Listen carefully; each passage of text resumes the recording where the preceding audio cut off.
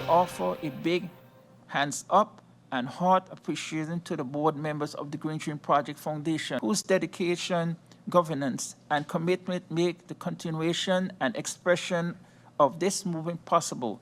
I further recognize the students, teachers, parents, coordinators, volunteers, and school committees who were part of these early glory days of the foundation.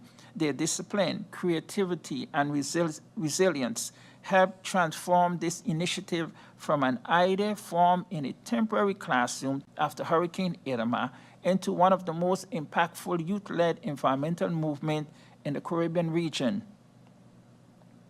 The Green Dream Project's foundation emerged out of hardship and necessity. After the catastrophe of the impact of Hurricane Irma in 2017, learning resumed at the MAC Comprehensive Secondary Education campus in a temporary classroom tent built by the Dutch military unit. In that tent, surrounded by destruction, uncertainty, and determination, the seeds of this initiative were planted. That environment defined the resilience and rebirth became the birthplace of the Vision Unified Schools through environmental education. On June the 5th, 2018, World Environmental Day, the Green Dream Project's Foundation was formally inaugurated, marking the start of a movement dedicated to strengthening youth leadership, environmental awareness, and community responsibility across St. Martin. And I'm going to brief right here and show you on the screen that what you see on the screen was the start of what we call the Green Dream Project's Green Teens and Green Teens. Followed by that, this is our original setup for the Green Dream Projects back in 2018, and we have representatives from EPIC, the French side, etc. So this is where we originally started. This was our setup we had with our bands. This particular recycling materials center was created by the MAC students and myself back in 2018. So that's where we started. We also had a setup table where the students would put all the recyclables, and that's how we separate all the recycled materials, and then we place them inside the bins as you see in the background. These representatives here were from the French side. The environmental department, they come to demonstrate and discuss how the recycling system works on the French side. This here is the mark of the more modern time with the Green Dream Project's Sustainable Waste Management Project, and our goals was green ambassadors, green schools, green businesses, green foundations, green communities, and green healthcare providers. This picture you see was a partnership with Heavenly Water, in which the students were able to collect recyclables, and we had them sent offshore for recycling processes. This picture you see here, it's a picture of some students over at the Sister Regina School as they are part of this program. We also see Sister Magna. Here we have Sister Borgia students with their parents. We have Sister Borgia again, as well as Sister Magna School on the right. This here is some upcycling projects that was created by the St. Joseph Schools as part of this upcycling project that we had recently back in September. Here is an area where we store our recyclables before any type of transport, so we store them in containers. And as you see, we do have sandbags which we store. The students are involved in community service. They help with the separations and also the storage and also for the transporting of these recyclables. So I will continue on to my section 6. The Green Dream Projects aligns directly with the priorities of the government of St. Martin and support several sustainable goals that are vital to our island's future. These include SDG 4, quality education, which promotes environmental literacy and STEM development. SDG 11, sustainable cities and communities, which encourages responsible waste practices. SDG 12, responsible consumption and production, which fosters proper waste separation and resource recovery. SDG 13, climate action, which equips youth to migrate environmental impacts. Our foundation is the first and only structured environmental education and recycling network within the school system implementing standardized color-coded waste streams, yellow for plastics and blue for aluminum cans, with glass planned for future expansions once glass to sand recycling systems are introduced. May I introduce the schools that are part of the network of our school system, the Green Dream Projects. Mac Brawler, Mac John A. Gums, Mac Comprehensive Secondary School, Sister Magna, Sister Borgia, Sister Regina, Sister Mary Lawrence Primary School, Sister Joseph School, St. Dominic Primary School, St. Dominic High School, Charles CBA, Hillside Christian School, Stephen, Hillside Christian School, St. Peter's, Orange School, Illinois Corner Primary School, Dr. Martin Luther King Primary School, Geneva Weaver Primary School, St. Martinville Vocational Training School, Milton Peters College, Seventh-day Adventist School Primary School, Sundial Secondary School, Sundial School, I should say, St. Martin Academy Vocational Business Campus, St. Martin Academy Campus, and Tiny Toys Collage Foundation, and the MAC Stimulation. So these accounts for 25 schools that are part of the Green Dream Project's network of schools. The greatest strength of the Green Dream Project Foundation lies in its students. They are the operational core of our system. Students conduct source segregation in classrooms, participate in campus recycling competitions, and take part in community collection and storage efforts. They operate small-scale environmental machinery, perform weighing and data recording, identify contamination, and help coordinate logistical tasks traditionally reserved for adults. Their reliability, discipline, and enthusiasm have made this movement effective, respected, and sustainable. I work along them daily, not above them, because youth learn best when they see leadership in action, not from a distance. The environment represents the future environmental workforce of St. Martin.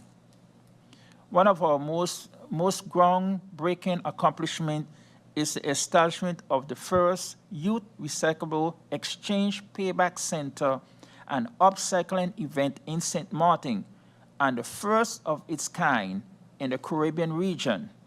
The historic initiative brought together 18 schools from both primary and secondary level, creating one of the most significant youth-led environmental collaboration our island has ever seen.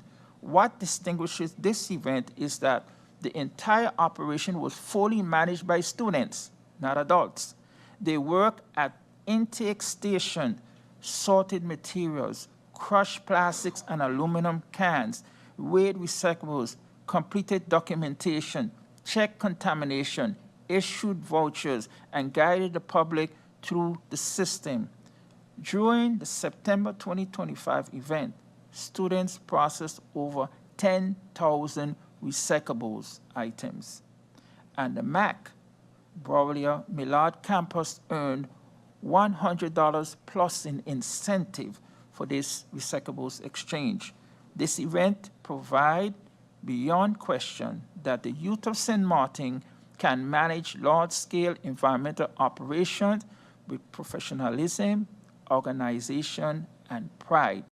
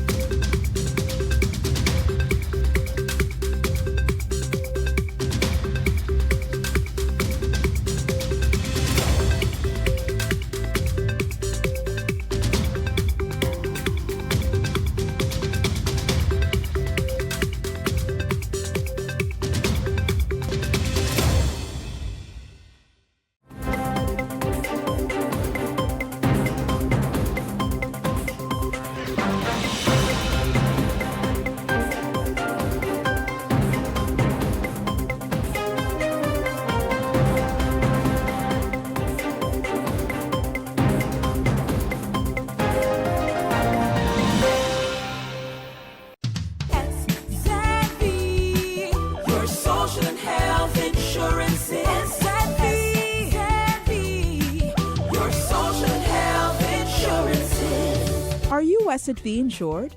Do you have a valid medical insurance status? Asset V is cardless. Request your My Asset V account today and enter the virtual office of Asset V.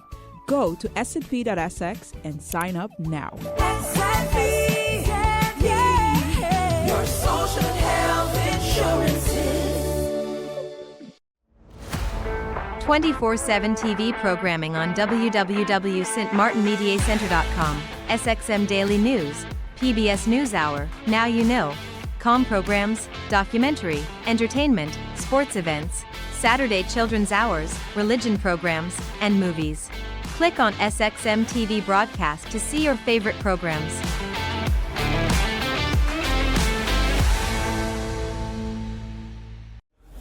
St. Martin, as heavy rain falls across our region, we urge all residents and visitors to exercise caution and stay alert. Here are the areas prone to street flooding, flash floods, and/or rock slides. Avoid these locations until water levels subside. Ateelage Road Roundabout, Cul-de-Sac. Arch Road, Sucker Garden. Beacon Hill Road, Simpson Bay. Ateelage Road, Border Monument, Belvedere, Lower Princess Quarter. Billy Folly Road, Cole Bay. Emma Plain, Phillipsburg. L.B. Scott Road, Cul-de-Sac. Rhine Road, Lowlands. Welhalaken Road, Low K Roundabout, Cahill, Little Bay. Well Road, Wellington Road, and Orange Grove Road, Cole Bay. Yancho Rousquin Boulevard, Point Blanche, and Sakersgut Road, Cul-de-Sac. Remember, safety comes first. Let's work together to keep our community safe. This public service announcement is brought to you by the Department of Communication.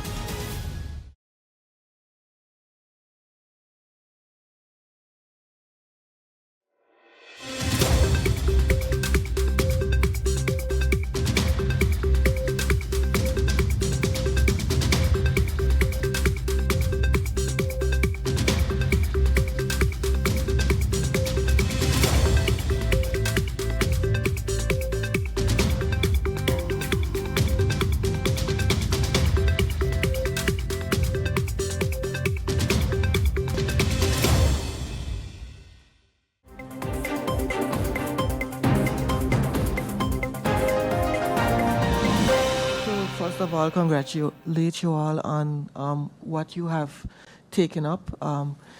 This is something that St. Martin needed, and what I can tell you,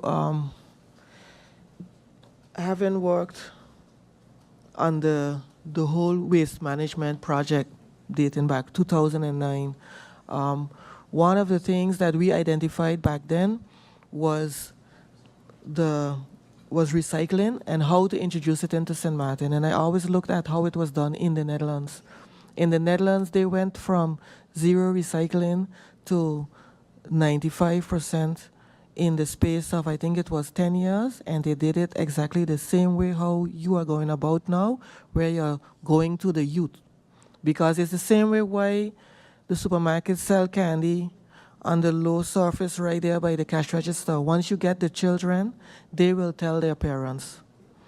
And what you did, I think, a little bit extra that I really admire is that you are developing administrative skills in the youth already. So when they leave from your program, they have some kind of like a work experience. They understand administration. That's really remarkable, and I want to commend you on that.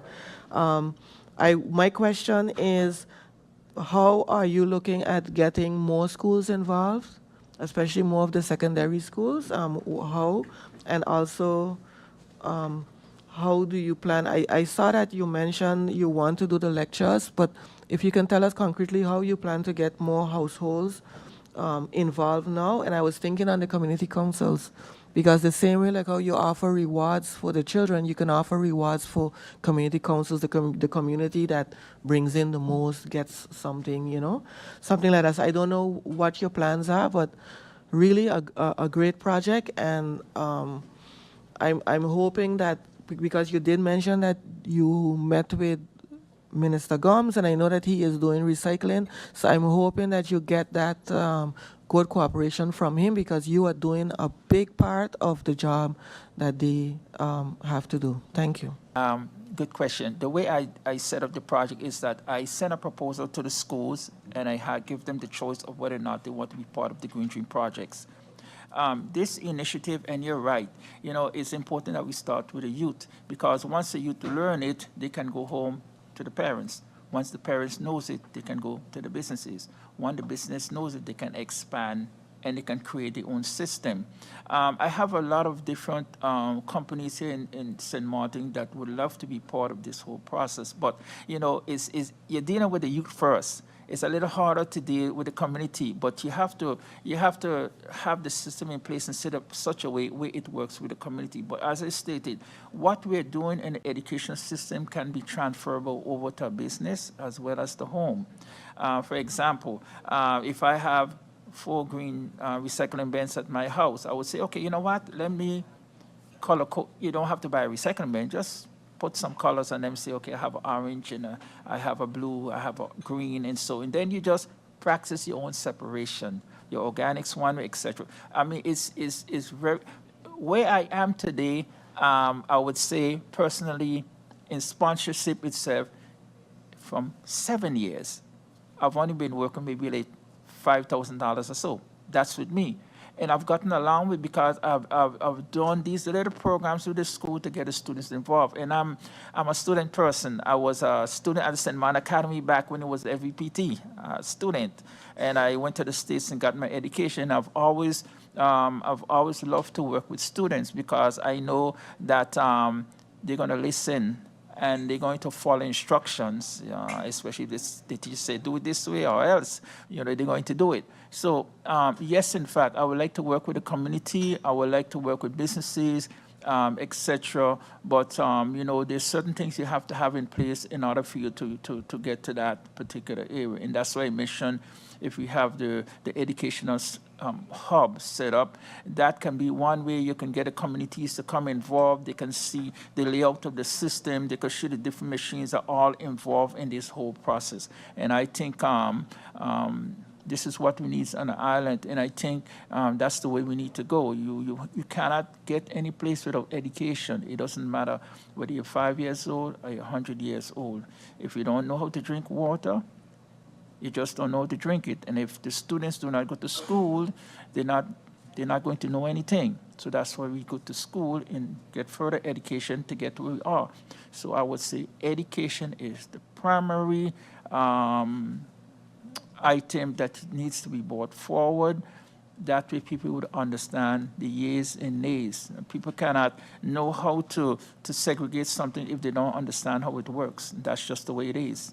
Start off by saying and addressing the entire team. What you guys do is very commendable. I mean, Mr. Java and I have had a couple conversations, and he knows exactly how I think and what I think of the Green Dream movement. When watching looking at the presentation, one would think, as Mr. Java was going down the line of accomplishments and things that the foundation is actively doing and have actively done, that he has a team of 20 to 30 people. So I would like Mr. Java, as my first question, to enlighten the viewing public as well. How big is your day-to-day team that are actually going outside and engaging with the students, etc.? One thing that I noticed, and I also experienced at the Sister Borgia event, was the engagement of the primary schools students, how engaging and excited they were to take part, and how they were really interested in the whole process. My question would be, how has the reception been in the secondary schools? Right, because I remember Sundial, so I saw Sundial in the list. So I was wondering, with the older age group, is the reception the same? What's the reception as it pertains to that? Also, the discussions, there was basically, I would say, a small wish list at the end of, things that would help take the foundation to the next level. And I think you mentioned that you have been speaking to some ministers as it pertains to that. Without divulging what has been said in the conversations, are the conversations going well? And is it only with the ministries of ECYS and VROMI, or have you ventured outside of that as well? Think on Ministry of Justice, Ministry of TEAT. So basically, have you ventured out of those two ministries? Because the recycling movement touches a lot of sectors more than what meets the eye. So have you ventured outside of that? And that would be it for now. Thank you. To answer the question, the team that we have is anywhere between, at times, 2 to 5 persons, depending on who are available. Traditionally, it's usually myself, Mr. Javois, and his wife. Outside of that, there's just the persons that are available to assist in terms of the students that will come and help out and help us move around the recyclables. We also have CGC that helps us with the storage. So they too are a part of the program, and again, whatever workers are available to assist, they too will then help us. So we don't really have that much of a huge team, but we are all passionate about the environment and making a change, especially when it comes to recycling. The reception in the schools, especially in the primary schools, it's a bit mixed. I think the more you educate the students, the better the process is for them. In the beginning stages, it was a little difficult with some of the schools. Others were very easy. For example, in the beginning, vocational, they jump right on board, and we rarely have any issues with contamination. And then you have other schools that are a little more, you would have to go multiple times to try and get them to basically follow the rules in terms of separation at the schools. Visiting the ministries or the ministries that we've spoken to, yes, indeed, the only ministries that we have been in contact with directly are those two ministries mentioned, VROMI and Education. However, we're open to have a conversation with any of the other ministries that are willing, and ministers and members of parliament that are willing to sit and listen or participate in the events that we have upcoming. The requirements or the stuff that we need at this point in time are very, very, very expensive. The program is very time-consuming, and we need a very large space in order for us to store the amount of recyclables, especially if we're adding cardboard and the glass. These all need to be separated and housed in places that are either safe or not going to be able to get wet, because once cardboard gets wet, it's no longer considered a recyclable. It would have to go to the trash, and that's what we're trying to avoid. So we need a very large space. Mr. Javois mentioned the amount in his presentation, and I think that's it for all the questions that you had. Thank you.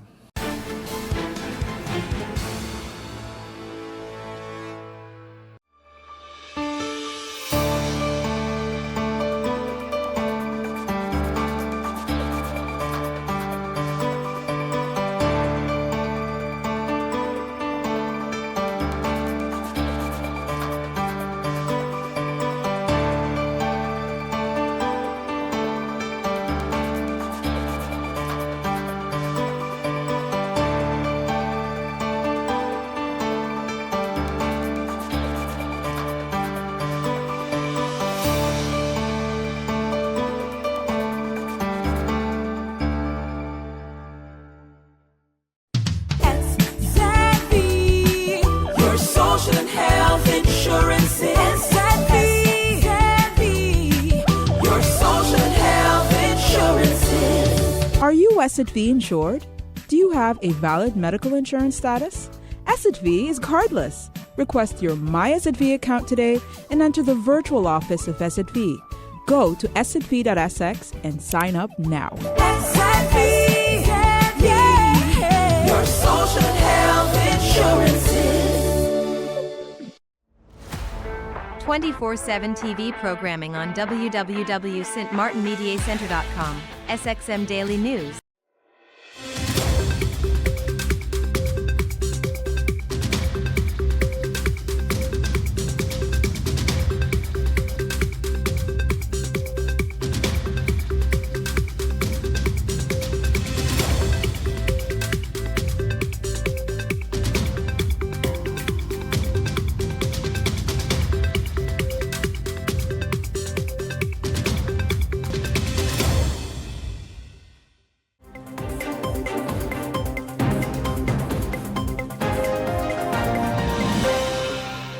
For that, one of the things I can always say that since I came to office, and I'll use the example of the projects that were done by NRPB, when we came to office, we realized that there was never a defined amount that would say how much locals would have to be hired. So one of the things that we did when we came into office is to insist, and we had a conversation with NRPB, that now they have actually implemented it, that there's a percentage of every project that a certain percentage, I believe it's 30 or 40, I'm not too sure, I think it's 30%, must be local. So that's how we are ensuring in those type of projects. With regard to, for example, if it's not related to NRPB and it's just independent constructions that are taking place, of course, when the owners of the construction companies apply, we do screen the request. We check to make sure that what they're requesting is really cannot be found on St. Martin, and then we decide whether we're going to approve it or deny it. Usually we try also our best to connect them with the contractors that we think that have registered at the department to see if those individuals can be also utilized. But we always encourage local first, and then we would agree to foreign labor coming in. But we do also understand we do have a serious capacity issue when it comes to that as well. You asked about once the project is completed, like for the new Planet Hollywood, for instance. Yeah. So once a project is completed and a person has a work permit, by law, that's the work permit is given for a specific period, and by law, once that work permit is over, then the person has to return back to their home. With regard to Planet Hollywood, with regard to the tax holiday, that is something that you would have to ask the Minister of Finance. The Minister of Finance can answer that aspect of it, but we would apply the same procedure as we apply across the board. If there is we definitely encourage them to hire as much local as possible. And if there's a need to bring persons from overseas in order to work on the project, we will screen those thoroughly and then after proceed whether to accept or deny their requests. You have mentioned that the SAHA or the general health insurance is progressing. I have a clarification question first. If has a updated actuarial report been issued on the proposed legislation? Will people with private health insurance be able to opt out? If so, at what cost? And what is the role of private health insurance under the SAHA? Yeah. Yes, there is a possibility with persons with private health insurance. They have the possibility to opt out, but the opt-out option is only once. So once they opt out, that's it. So it's not about opting out, coming back, and what's not. So it's just the opt-out option is once. With regard to the second part of the question was? So is there a cost to that? For them to opt out? Yes. Of course, they're still going to pay for there's an aspect of it where they pay for the solidarity fund as well. So there is, there is a cost, but nothing, I think it's mostly for a solidarity amount that everyone pays into. And do you know how much that is? No, from the top of my head, no. And I would like to, once we receive the vetting from WZ and WHERE as well, where that might be one of their comments. So then after, I would prefer also not to divulge that at this moment until it's finalized and after reach to the Council of Advice, hopefully. And what's the role of private health insurance in your new vision? Yeah. So for the private health insurance, we have had, since coming into office, we have had meetings, I think one meeting with as much private health insurance that participated in that session. And basically there are certain areas that with regard to the package, there are certain areas that the national health insurance will cover to a certain extent, and there are certain things that what is not covered in the national health insurance that, in my opinion, the private insurance can cover as well. But that's something that is still in the making. Discussions are still going on. We're waiting actually for the final version to see exactly once all changes are made and all the different entities are content with the draft law, that we can actually continue with those discussions to know more detail their role and how they can continue to provide service for the public of St. Martin. And do you have an actuarial report based on your updated legislation? Actuarial report? Yep. Have the no, not in my possession at the moment. I'm not. I would have to verify if the department Has an has it. actuarial study been conducted Yeah, the studies have been conducted. based off the recent Yeah, legislation? the studies have been conducted. If that's a question with regard, sorry about that. I misunderstood then. The actuarial report would be done by an actuary who's specialized in evaluating insurances, and they would determine the financial sustainability Yes. So of the program. those studies have already been done. That information is already in and has also been presented to the SER as well. So that's that was one of the questions also posed to the SER, and the information and the calculation was also presented several times to the SER. So that aspect is definitely checked off.